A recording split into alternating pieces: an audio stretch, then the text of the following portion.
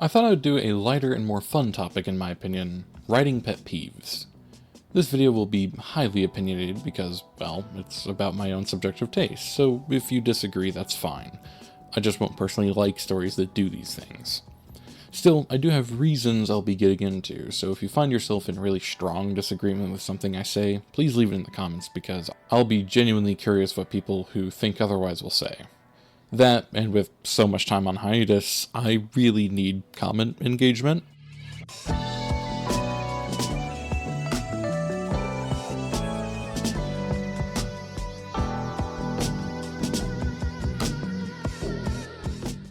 Imagine you're watching a murder mystery movie, and Detective Shamrock's investigation leads him to the Office of Technology Corporation where the victim worked in the first act, so he can talk to the victim's coworkers.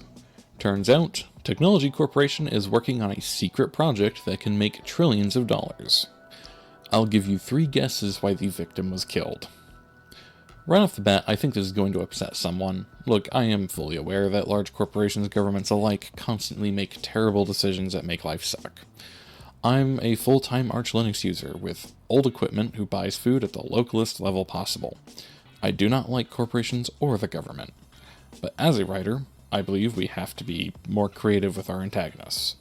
I know someone is going to say it's realistic to use large corporations to be the antagonistic force, but as Gabe Newell said about realism, and you'd have these conversations where you'd be sitting in a design review and somebody'd say, that's not realistic. And you're like, okay, what does that have to, like, explain to me why that's interesting, because in the real world, I have to write up lists of stuff I have to go to the grocery store to buy.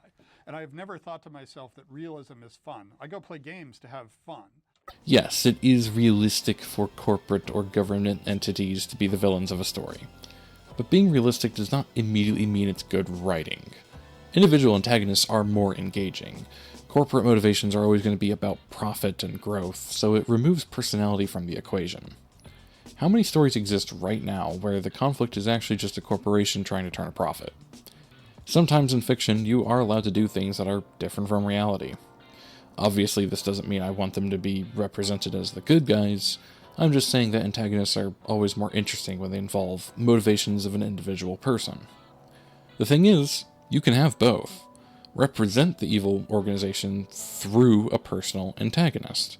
Have an antagonist who works on behalf of the organization to give it a face and specificity. You get all of the intimidating power of the large organization, but the intrigue and connection of a person.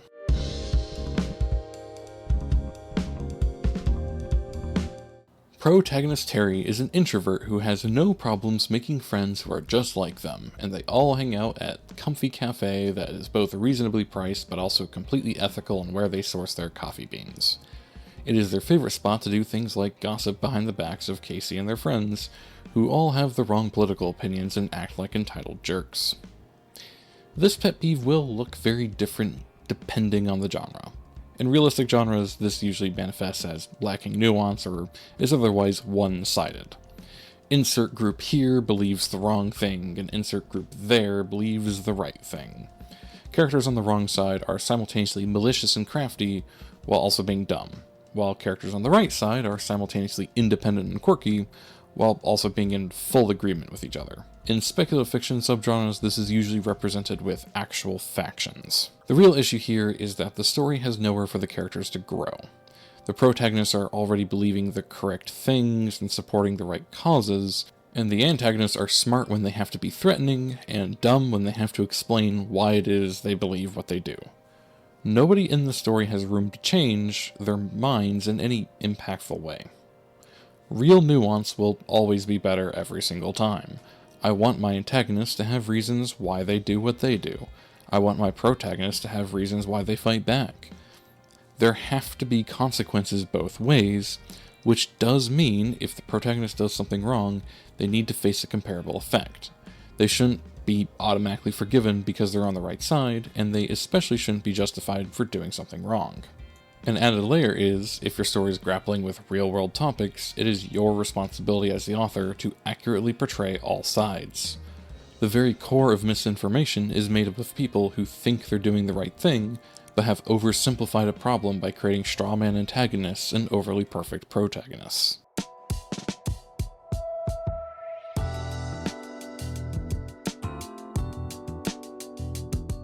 Comedies are only funny when they are committed to their jokes. Tragedies are only heartbreaking when they are committed to their costs.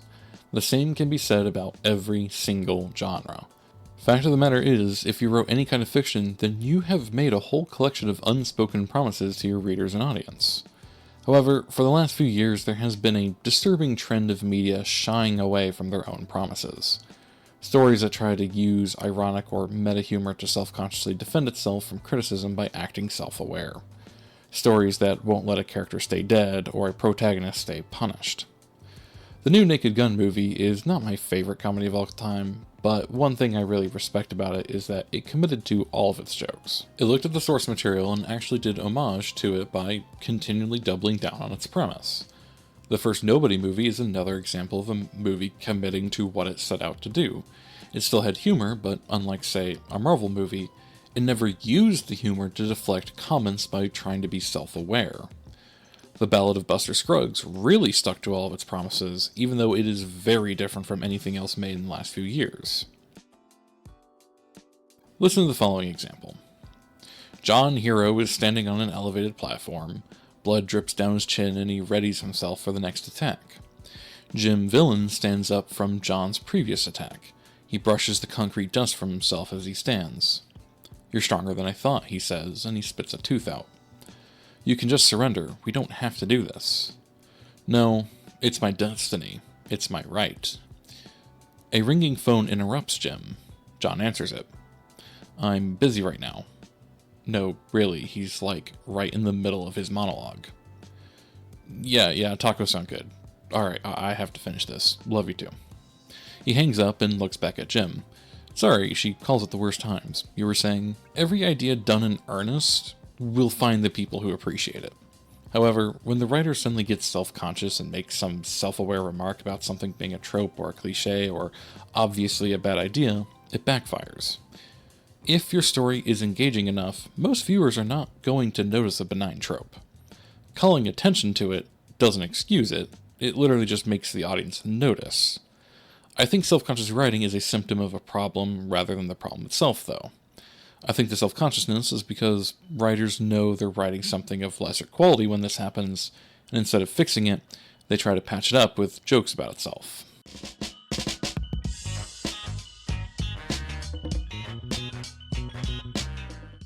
What I define as fake lore is any lore that doesn't do what it says on the tin.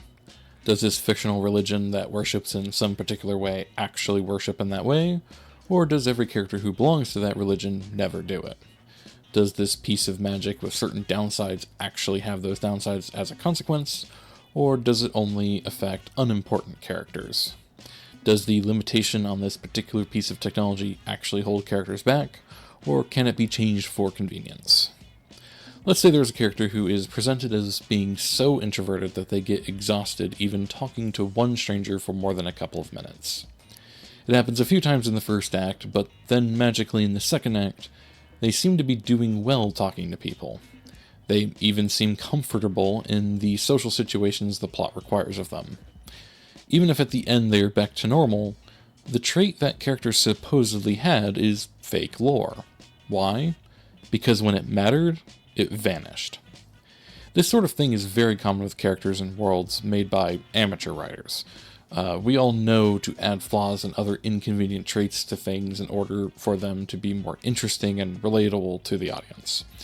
Yet, the moment it is inconvenient to write those traits, they suddenly vanish.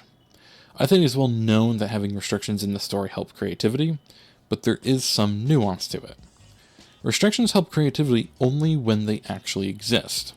Otherwise, it's just plot convenience. We add these for narrative work. A character with flaws that never come up is functionally no different from a Mary Sue that never had flaws to begin with. In the same way, a world with rules that are never enforced is functionally no different than a world with no rules at all. Writers seem to have an obsession lately with the idea of having no rules to follow. But the rules in writing fiction are the stakes. Your readers will not be able to engage with a story if they know nothing ultimately matters within it. If every consequence can be dodged and every death reversed, then what is the point of reading the story at all? If nothing bad can happen, then all of the good things would have happened anyway.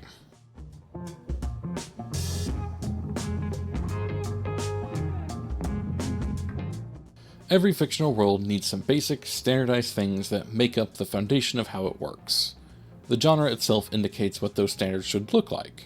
Let's start with how a lot of space opera universes handle spacecraft. If every single spacecraft is completely different and unique from every other spacecraft, it makes no sense. This is especially the case when spacecraft seem to have the same attainability as a car in real life. A vast majority of cars have the same general controls, even if there are slight differences in how some of them work. Planes have slightly more variety, but still broadly similar in design. The issue is, there seems to be a trend where every single character owns a spacecraft that is not only a completely different model, but a completely different manufacturer and even control scheme. But then, everyone can fly anything without even asking what the differences are. Now, I understand the instinct to make things as unique as you can for the sake of visual variety, but this is a huge waste of storytelling potential. Having sensible design languages, characters reacting to things that are different, and consistent patterns adds so much richness to a fictional world. By not doing any of it, writers miss out on all the good it does. Imagine a science fiction where a pilot immediately knows how to fly every single spacecraft they step foot in, even though each one has a completely different cockpit layout and control scheme. Or even a situation like the Millennium Falcon from Star Wars. In lore, the Corellian YT-1300F is a mass-produced cargo ship that was found all over the place, serving in various types of jobs, from tugboats to passenger service. It is even said that there are thousands still around. Yet, we only ever see the Millennium Falcon. It's better when things are kept consistent. Things that are the common are common. Things that are the same are the same. And things that are different are different. Don't have the characters or world present it as one thing, and then turn around and do the other. For something like Magic Fantasy, this is up to your Magic system's rules, but consistency is still helpful. Maybe different craftsmen have specific abilities they can imbue into their items, but all fit the same general rules of usage. Maybe the actual Magic users of different cultures have different ways of casting a spell that have advantages and disadvantages compared to the others, but are consistent within the individual cultures. The overall point is that you want your worlds to be internally consistent instead of seeming randomly generated. You want the reader to be able to recognize and connect things together instead of introducing an entirely new thing every single time. It strengthens your universe in ways that make it more understandable.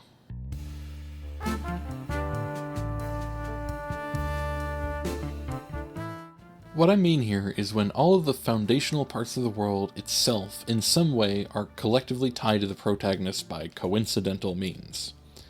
Let's say you have a fantasy story and your main characters are an adventuring party. James is your plucky hero who grew up in a peasant family under evil Baron.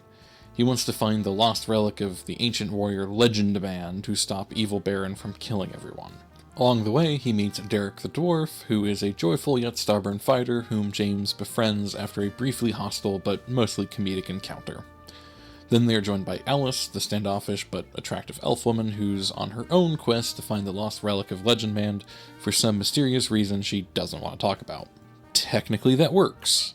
But now imagine in the third act it turns out that James is actually the lost heir to Legend Man, so he is chosen to become the new Baron.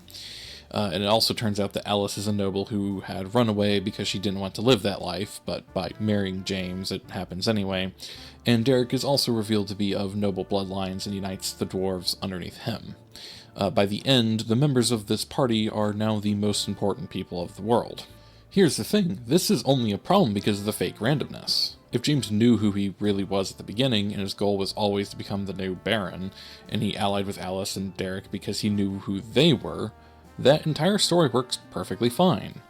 But taking characters who are introduced as normal people, and then later saying that every single one of them just happened to unknowingly be chosen when levels of important, is just way too coincidental to actually work. By first making things seem like random and natural encounters, and then later overinflating the default importance of everyone involved, it annihilates the intrigue. Why? It feels like destiny, not choice or motivation. Destiny used to be a big part of a lot of stories, but over time writers have been trying to get away from the concept of destiny because it ultimately harms the agency of the characters. As readers, we want the character to choose to rise to the occasion, but if it turns out they were always destined to do it, it weakens the experience. One example of writers attempting this sort of thing was Community, of all things. The lead characters were always a study group who eventually became a found family, but then later tried to make it to where they had unknowingly been linked to each other's important moments in their lives. I usually give Community a free pass on this sort of thing because it's a show that purposely does some writing issues as a joke, but still, I always hold this particular instance as a net negative on the show.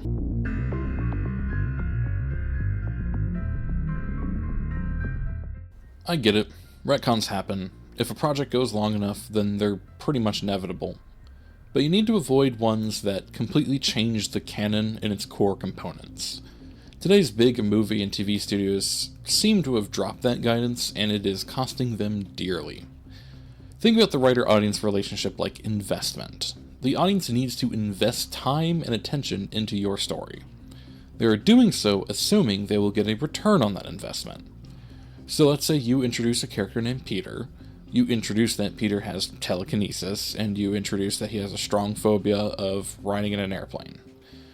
You have now told your audience that those 3 facts are important and will come up later, so if they trust you, they will now invest in your story by remembering those 3 things and continuing to give your story their time. Let's say that his fear of flying was a crucial part of the second installment because he was forced to take a boat to chase the antagonist and was therefore late. That phobia has started to pay off. Then let's say you decide 4 installments in that you need Peter to be scared of boats. You retcon the reasons why he was scared of flying into reasons why he is actually scared of boats instead. Not only have you now changed a central part of his character, but a previous part of the story now makes no sense. It exists entirely in a separate continuity. Don't be surprised when the audience begins to shrink. Their investment now yielded no return. Not only that, but you've lost credit with them. After all, if you're willing to do a major retcon that large, what's to say that investing any more time and attention to the story won't end up being replaced as well? That's pretty much all of the writing pet peeves I can come up with off the top of my head. I have others, but I'd have to think for a long time to remember them. I thought this would be a light and fun topic for me to discuss. And if you disagree with anything I said, please say so in the comments. Until next time, keep writing.